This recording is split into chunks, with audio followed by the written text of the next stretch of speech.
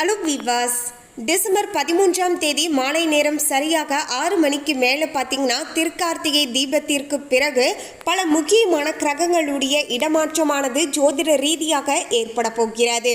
பொதுவாகவே கிரகங்களுடைய இடமாற்றங்களானது மனிதனுடைய வாழ்க்கையில் பல வித்தியாசங்களை ஏற்படுத்தி தரும் அப்படின்னு சொல்லலாங்க. அந்த வகையில் தான் ஒரு சிலருக்கு சாதகமாக இருக்கும், ஒரு சிலருக்கு பாதகமான முறையிலையும் அமையலாங்க.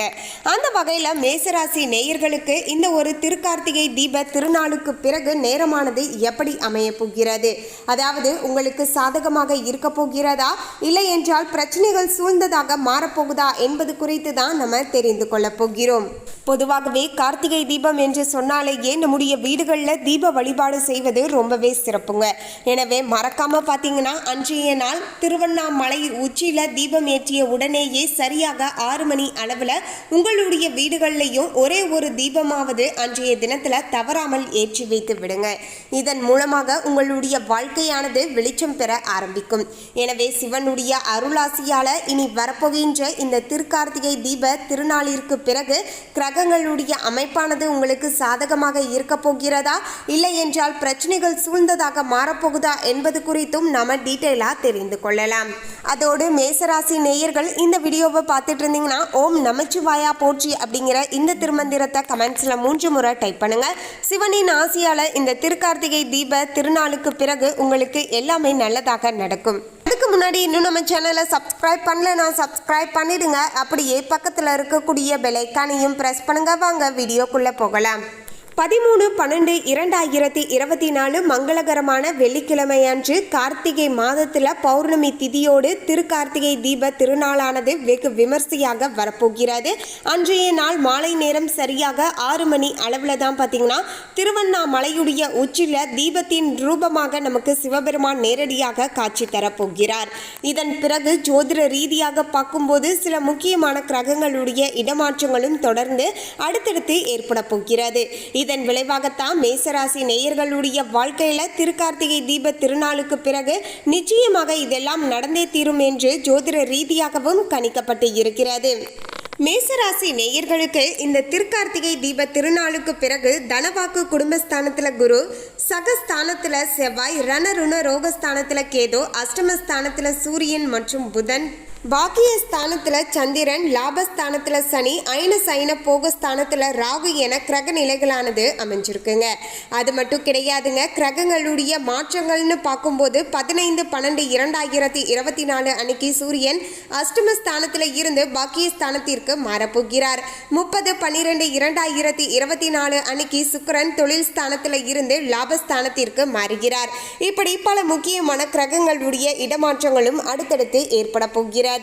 இதை வைத்துதான் நம்ம மேசராசி நேயர்களுக்கான பலன்களும் ஜோதிட ரீதியாக கணிக்கப்பட்டு இருக்கிறது. மேசராசி நேயர்களே, மேசராசி அன்பர்களுக்கு இனி வரப்போகின்ற இந்த திருக்கார்த்திகை தீப திருநாளுக்கு பிறகு, அதாவது டிசம்பர் 13ஆம் தேதிக்கு பிறகு பண வரத்தானது அதிகமாகி பொருளாதாரமானது நல்லபடியாக கையோங்கி இருக்கக்கூடிய வகையில் சாதகமாக அமைஞ்சிருக்குங்க.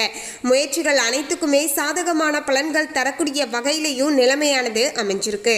ராசிநாதன் செவ்வாய் சனியை பார்ப்பதால சுதந்திர எண்ணமானது உங்களுக்குள்ள உண்டாகலாம். சின்ன சின்ன விஷயங்கள்ல கூட பார்த்தீங்கன்னா மன நிறைவானது ஏற்படக்கூடிய வகையில நிலைமையானது சாதகமாக அமைஞ்சிருக்கு அப்படின்னு சொல்லலாங்க. மேலும் மேசராசி நேயர்களுக்கு தொழில் ரீதியாக பார்க்கும்போது உங்களுடைய தொழில் வியாபாரத்தில் ஈடுபட்டு இருப்பவர்கள் தங்களுடைய வியாபாரம் தொடர்பாக பயணம் செல்ல வேண்டியதாய் இருக்க கொடுங்க. மேசராசி நேயர்களுக்கு கடந்த சில நாட்களாகவே இருந்து வந்த போட்டிகள் அனைத்துமே பார்த்தீங்கன்னா விலக ஆரம்பிக்குங்க.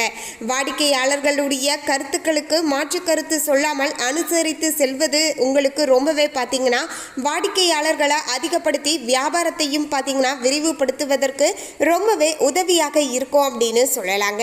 உத்தியோகத்தில் இருக்கக்கூடியவர்களுக்கு நல்ல ஒரு முன்னேற்றகரமான சூழலானது ஏற்படக்கூடிய வகையில் மேசராசி நேயர்களுக்கு சாதகமாக அமைஞ்சிருக்கு அப்படின்னு சொல்லலாங்க.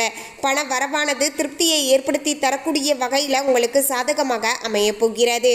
மேலிடத்தில் நபர்களிடத்துல இருந்து உங்களுடன் நல்ல அணுகுமுறையானது நீட்டிக்கக்கூடிய வகையிலையும் நிலைமையானது மேசராசி நேயர்களுக்கு சாதகமான முறையில் அமைஞ்சிருக்கு அப்படின்னு சொல்லலாங்க. மொத்தத்தில் மேசராசி நேயர்கள் சில இடங்களில் விட்டு கொடுத்து அனுசரணையாக நடந்து கொள்வதோடு உங்களுடைய வாடிக்கையாளர்களுக்கு எது நல்லதோ அவங்களுடைய ஃபீட்பேக் கேட்டுட்டு அதன்படி நீங்கள் தொழில் ரீதியாக நடந்து கொள்கின்ற பட்சத்தில் இன்னுமே நீங்கள் அதிகப்படியான லாபத்தை சம்பாதிக்கலாங்க.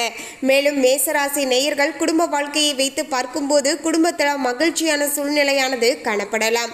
வீட்டில் சுப காரியங்களானது நடக்கக்கூடிய வகையில் வீட்டில் பல சுபமான விஷயங்களையும் முன்னின்று நடத்தி வைப்பீர்கள். உடல் ஆரோக்கியமானது நல்லபடியாக இருக்கக்கூடும். கடந்த காலத்தில் உடல் ஆரோக்கிய ரீதியாக அனுபவித்த பிரச்சனைகள் அனைத்துமே நீங்க ஆரம்பிக்குங்க. குடும்பத்தில் உங்களுடைய குழந்தைகளுக்கோ எதுவுமே நல்ல நிகழ்ச்சியே நடக்க மாட்டேங்குது. உதாரணத்துக்கு சொல்லணும்னா திருமணம் நடக்கல, எங்களுடைய வீட்டில் வளைகாப்பு விழா நடக்க மாட்டேங்குது அப்படின்னு சொல்லி எங்கக்கூடியவர்களுக்கு இப்போது அந்த நீங்க விருப்பப்பட்ட விஷயங்களானது நிறைவேறக்கூடிய வகையிலையும் மேசராசி நேயர்களுக்கு நிலைமையானது சாதகமாக அமைஞ்சிருக்குங்க.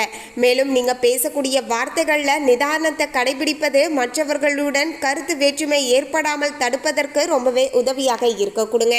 ஏன்னா யதார்த்தமாக நீங்க சொல்லக்கூடிய சில வார்த்தைகளானது அவங்களுடைய மனதிற்கு ரொம்பவே பார்த்தீங்கன்னா காயத்தை ஏற்படுத்தி விற்றும் என்பதன் காரணத்தால என்ன வார்த்தையை யாருக்கிட்ட பேசுறோம் அப்படிங்கிறத தெரிஞ்சுக்கிட்டு பேசுவது நல்லதாக இருக்க கொடுங்க. வாழ்க்கை துணையுடைய நலன்ல அக்கறை காண்பிப்பீர்கள். பெண்களுக்கு பண வரவானது அதிகமாகி பொருளாதார ரீதியாக நல்ல ஒரு மாற்றமானது ஏற்படக்கூடிய வகையில் மேசராசி நேயர்களுக்கு சிறப்பான சூழ்நிலைகளானது அமைஞ்சிருக்குங்க. மேலும் பார்த்தீங்கன்னா முயற்சிகளில் சாதகமான பலன்களானது கிடைக்குங்க. சின்ன சின்ன விஷயங்களில் கூட கவனமாக செய்து வருவீர்கள். அதன் மூலமாக சில பிரச்சனைகள் ஏற்படுவதை தவிர்த்து கொள்வதற்கும் உதவியாக இருக்க கொடுங்க. எனவே நீங்கள் உங்களுடைய வீடுகளில் எது செய்வதாக இருந்தாலும் சரிங்க, சின்னதோ பெருசோங்க, ஒவ்வொன்றையுமே பார்த்து நீங்கள் பொறுமையோடு செஞ்சுட்டு வந்தீங்கன்னா எல்லா வகையிலையுமே மேசராசி நேயர்களுக்கு நன்மைகளானது உண்டாகும். மேலும் மேசராசி நேயர்கள் கலைத்துறையில் இருக்கக்கூடியவர்களுக்கு தேவையான பொருட்களை வாங்கி மனமகிழ்வீர்கள். நீண்ட நாட்களாகவே செய்ய நினைத்த ஒரு காரியத்தை சாதகமாக செய்து முடிப்பீர்கள். மதிப்பு மரியாதையும் அதிகரிக்க கொடுங்க. அரசியல் துறையினருக்கு வீண் மனஸ்தாபம் ஏற்பட்டு நீங்கும் என்பதால கொஞ்சம் பார்த்து நடந்துக்கோங்க. நண்பர்களுக்கு இடையே சுமூக உறவு இருக்க விட்டு கொடுத்து செல்வது நல்லது. வாழ்க்கையில முன்னேற அக்கறை காட்டுவீர்கள். மன துணிவானது அதிகரித்து காணப்படுங்க. பண வரவானது எதிர்பார்த்தபடி மேசராசி நேயர்களுக்கு திருப்திகரமாக இருக்கும். மாணவர்களுக்கு சக மாணவர்களுடைய கருத்துக்களுக்கு மாற்று கருத்துக்களை கூறாமல் அனுசரித்து செல்வது சுமூகமான சூழ்நிலையை ஏற்படுத்துங்க. கல்வியில் முன்னேற்றகரமான சூழலானது காணப்படும். மொத்தத்தில் மேசராசி நேயர்கள் நீங்கள் தொழில் செய்யக்கூடிய இடமாக இருந்தாலும் சரி, உங்களுடைய குடும்ப வாழ்க்கையாக இருந்தாலும் சரி, இல்லை என்றால் படிக்கக்கூடிய மாணவர்களாக இருந்தாலும் சரிங்க, உங்கள் கூட இருக்கக்கூடியவர்களுடன் கொஞ்சம் விட்டு கொடுத்து அனுசரணையாக நடந்துக்கிட்டாவே போதுங்க. இனி வரப்போகின்ற இந்த திருக்கார்த்திகை தீப திருநாளுக்கு பிறகு எந்தவித பிரச்சனைகளும் இல்லாமல் உங்களுடைய வாழ்க்கையை நீங்கள் சுமூகமாக நடத்தி செல்லலாம். மொத்தத்தில் மேசராசி நேயர்களுக்கு ஓரளவுக்கு பார்த்தீங்கன்னா சாதகமாகவே அமைஞ்சிருக்குங்க. நீங்கள் இந்த திருக்கார்த்திகை தீப திருநாள் அன்று மறக்காமல் பார்த்தீங்கன்னா அந்த ஈசனை நினைத்து ஒரே ஒரு தீபத்தை மட்டுமாவது, அதாவது எல்லோருமே பார்த்தீங்கன்னா அவங்கவுங்க வீடுகளில் பார்த்தீங்கன்னா நிறைய தீபங்களை ஏற்றுவது வழக்கம் தாங்க. ஆனாலுமே மறக்காமல் சிவனை நினைத்து இந்த ஒரு தீபத்தை ஏற்றி வைத்து விட்டு அண்ணாமலையாருக்கு அரோகடா அப்படிங்கிற இந்த திருமந்திரத்தையும் மனதார உச்சரித்து கொண்டு தீபத்தை ஏற்றுங்க. உங்களுடைய வாழ்க்கையில் அந்த தீப ஒளி போல எல்லா விதமான சுபிட்சங்களும் உண்டாக்குங்க. மேலும் மேசராசி அஸ்வினி நட்சத்திரக்காரர்களுக்கு இந்த ஒரு திருக்கார்த்திகை தீப திருநாளுக்கு பிறகு உத்தியோகத்தில் இருக்கக்கூடியவர்களுக்கு வீண் அலைச்சலும் டென்ஷனும் ஏற்பட்டு நீங்குங்க. வீண் வாக்குவாதங்களை தவிர்த்து கொள்வது நல்லது. கணவன் மனைவிக்கு இடையே தேவையில்லாத ஒரு விஷயத்தால் கருத்து வேற்றுமை உண்டாகலாம் என்பதால் எந்த விஷயங்களையுமே இருவருமே பார்த்தீங்கன்னா மறைக்காமல் நீங்கள் பகிர்ந்து கொள்வதன் மூலமாக இது போன்ற பிரச்சனைகள் ஏற்படுவதை தவிர்த்து கொள்ளலாம். பிள்ளைகளால் திடீரென்று செலவுகள் ஏற்படலாம் என்பதால் கொஞ்சம் பார்த்து நடந்துக்கோங்க. மேலும் மேசராசி பரணி நட்சத்திரக்காரர்களுக்கு யாரையுமே எதிர்த்து கொள்ளாமல் அனுசரித்து செல்வது நன்மையை தரும். வீணாக மனக்கவலை காரிய தாமதம் உண்டாகலாம்.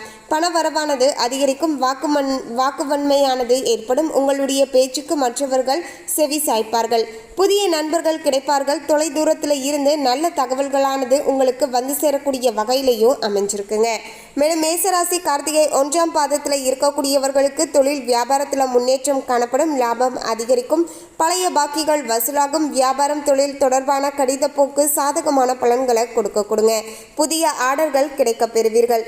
பணியாளர்கள் மூலமாக நன்மைகள் உண்டாகும். உத்தியோகத்தில் இருக்கக்கூடியவர்கள் திறமையாக எதையுமே செய்து முடித்து பாராட்டுகளையும் பெற்றுக்கொள்வீர்கள். மேலும் சிவபெருமான நீங்க மனதார வழிபாடு செய்துக்கோங்க. எல்லா விதமான நன்மைகளுமே உங்களுக்கு நடக்க ஆரம்பிக்கும். மேலும் இந்த தகவலை பற்றிய உங்களுடைய கருத்தை கமெண்ட்ல பதிவு பண்ணுங்க. இந்த தகவல் உங்களுக்கு பிடிச்சிருந்தா லைக் பண்ணுங்க, ஷேர் பண்ணுங்க. இது போன்ற சுவாரஸ்யமான தகவலை தெரிந்து கொள்ள சேனலை சப்ஸ்கிரைப் பண்ணுங்க. தேங்க்யூ.